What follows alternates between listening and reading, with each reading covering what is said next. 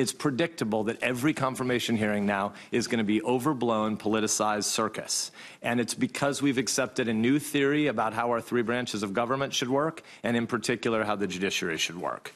What Supreme Court confirmation hearings should be about is an opportunity to go back and do schoolhouse rock civics for our kids. We should be talking about how a bill becomes a law and what the job of Article 2 is and what the job of Article 3 is. So let's try just a little bit. How did we get here and how can we fix it? I want to make just 4 brief points. Number 1, in our system, the legislative branch is supposed to be the center of our politics. Number 2, it's not. Why not?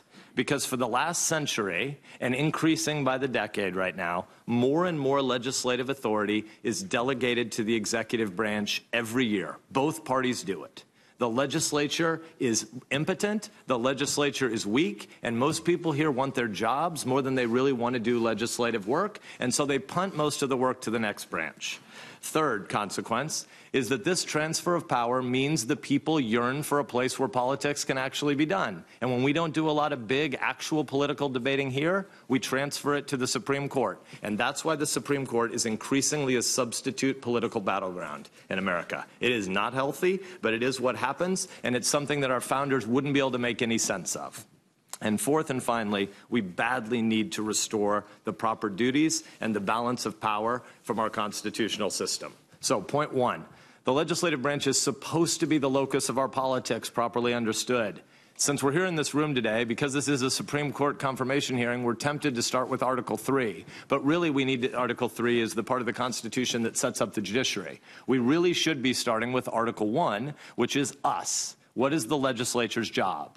The Constitution's drafters began with the legislature. These are equal branches, but Article 1 comes first for a reason, and that's because policy making is supposed to be done in the body that makes laws. That means that this is supposed to be the institution dedicated to political fights. If we see lots and lots of protests in front of the Supreme Court, that's a pretty good litmus test barometer of the fact that our republic isn't healthy. Because people shouldn't be thinking they are protesting in front of the Supreme Court. They should be protesting in front of this body. The legislature is designed to be controversial, noisy, sometimes even rowdy, because making laws means we have to hash out the reality that we don't all agree. Government is about power. Government is not just another word for things we do together. The reason we have limited government in America is because we believe in freedom. We believe in souls, we believe in persuasion, we believe in love, and those things aren't done by power. But the government acts by power. And since the government acts by power, we should be reticent to use power. And so it means when you differ about power, you have to have a debate. And this institution is supposed to be dedicated to debate and should be based on the premise that we know since we don't all agree, we should try to constrain that power just a little bit, but then we should fight about it and have a vote in front of the American people. And then what happens? The people get to decide whether they want to hire us or fire us. They don't have to hire us again. This body is the political branch where policymaking fights should happen. And if we are the easiest people to fire, it means the only way the people can maintain power in our system is if almost all the politicized decisions happen here, not in Article 2 or Article 3. So that brings us to a second point. How do we get to a place where the legislature decided to give away its power? We've been doing it for a long time. Over the course of the last century, but especially since the 1930s and then ramping up since the 1960s, a whole lot of the responsibility in this body has been kicked to a bunch of alphabet soup bureaucracies. All the acronyms that people know about their government or don't know about their government are the places where most actual policy making, kind of in a way lawmaking, is happening right now. This is not what Schoolhouse Rock says. There's no verse of Schoolhouse Rock that says give a whole bunch of power to the alphabet soup agencies and let them decide what the governance decision should be for the people, because the people don't have any way to fire the bureaucrats. And so what we mostly do around this body is not pass laws. What we mostly do is decide to give permission to the secretary or the administrator of bureaucracy X, Y, or Z to make law-like regulations. That's mostly what we do here. We go home and we pretend we make laws. No, we don't. We write giant pieces of legislation, 1,200 pages, 1,500 pages long, that people haven't read, filled with all these terms that are undefined, and we say the secretary of such and such shall promulgate rules that do the rest of our dang jobs. That's why there's so many fights about the executive branch and about the judiciary, because this body rarely finishes its work. And the House is even worse. I don't really believe that. It just seemed like you needed to try to unite us in some way. So I admit that there are rational arguments that one could make for this new system. The Congress can't manage all the nitty-gritty details of everything about modern government, and this system tries to give power and control to experts in their fields, where most of us in Congress don't know much of anything, or about technical matters for sure, but you could also impugn our wisdom if you want. But when you're talking about technical, complicated matters, it's true that the Congress would have a hard time sorting out every final dot and tittle about every detail. But the real reason at the end of the day that this institution punts most of its power to executive branch agencies is because it's a convenient way for legislators to be able to avoid taking responsibility for controversial and often unpopular decisions. If people want to get reelected over and over again, and that's your highest goal, if your biggest long-term thought around here is about your own incumbency, then actually giving away your power is a pretty good strategy. It's not a very good life, but it's a pretty good strategy for incumbency. And so at the end of the day, a lot of the power delegation that happens from this branch is because the Congress has decided to self-neuter.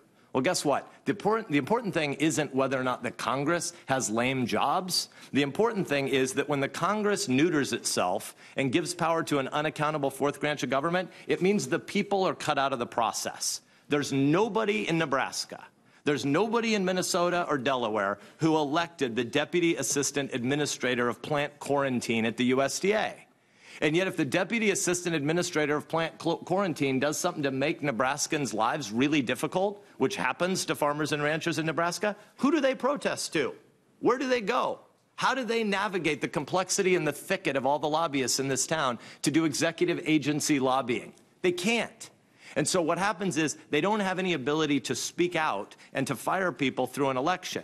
And so ultimately, when the Congress is neutered, when the administrative state grows, when there is this fourth branch of government, it makes it harder and harder for the concerns of citizens to be represented and articulated by people that the people know that they have power over. All the power right now, or almost all the power right now, happens off stage. And that leaves a lot of people wondering who's looking out for me. And that brings us to the third point. The Supreme Court becomes our substitute political battleground. It's only 9 people. You can know them, you can demonize them, you can try to make them messiahs, but ultimately, because people can't navigate their way through the bureaucracy, they turn to the Supreme Court looking for politics. And knowing that our elected officials no longer care enough to do the hard work of reasoning through the places where we differ and deciding to shroud our power at times, it means that we look for 9 justices to be super legislators. We look for 9 justices to try to right the wrongs from other places in the process. When people talk about wanting to have empathy from their justices, this is what they're talking about. They're talking about trying to make the justices do something that the Congress refuses to do as it constantly abdicates its responsibility. The hyperventilating that we see in this process and the way that today's hearing started with 90 minutes of theatrics that are pre-planned with certain members of the other side here, it shows us a system that is wildly out of whack. And thus a fourth and final point. The solution here is not to try to find judges who will be policymakers. The solution is not to try to turn the Supreme Court into an election battle for TV. The solution is to restore a proper constitutional order with a balance of powers. We need Schoolhouse Rock back. We need a Congress that writes laws and then stands before the people and suffers the consequences and gets to go back to our own Mount Vernon if that's what the electors decide. We need an executive branch that has a humble view of its job as enforcing the law, not trying to write laws in the Congress's absence. And we need a judiciary that tries to apply written laws to facts and cases that are actually before it. This is the elegant and the fair process that the founders created. It's the process where the people who are elected, 2 and 6 years in this institution, 4 years in the executive branch, can be fired because the justices and the judges, the men and women who serve America's people by wearing black robes, they're insulated from politics. This is why we talk about an independent judiciary. This is why they wear robes. This is why we shouldn't talk about Republican and Democratic judges and justices. This is why we say justice is blind. This is why we give judges lifetime tenure. And this is why this is the last job interview Brett Kavanaugh will ever have. because he's going to a job where he's not supposed to be a super legislator. So the question before us today is not what does Brett Kavanaugh think 11 years ago on some policy matter. The question before us is whether or not he has the temperament and the character to take his policy views and his political preferences and put them in a box marked irrelevant and set it aside every morning when he puts on the black robe. The question is, does he have the character and temperament to do that? If you don't think he does, vote no. But if you think he does, stop the charades.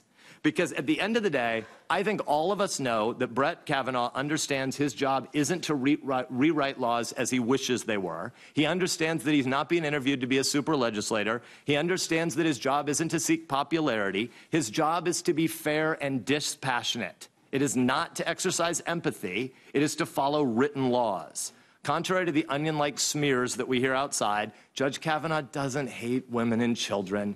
Judge Kavanaugh doesn't lust after dirty water and stinky air. No, looking at his record, it seems to me that what he actually dislikes are legislators that are too lazy and too risk-averse to do our actual jobs. It seems to me that if you read his 300-plus opinions, what his opinions reveal to me is a dissatisfaction. I think he would argue a constitutionally compelled dissatisfaction with power-hungry executive branch bureaucrats doing our job when we fail to do it. And in this view, I think he's aligned with the founders. For our Constitution places power not in the hands of this city's bureaucracy, which can't be fired, but our Constitution places the policy-making power in the 535 of our hands because the voters can hire and fire us. And if the voters are going to retain their power, they need a legislature that's responsive to politics, not a judiciary that's responsive to politics. It seems to me that Judge Kavanaugh is ready to do his job. The question for us is whether we're ready to do our job.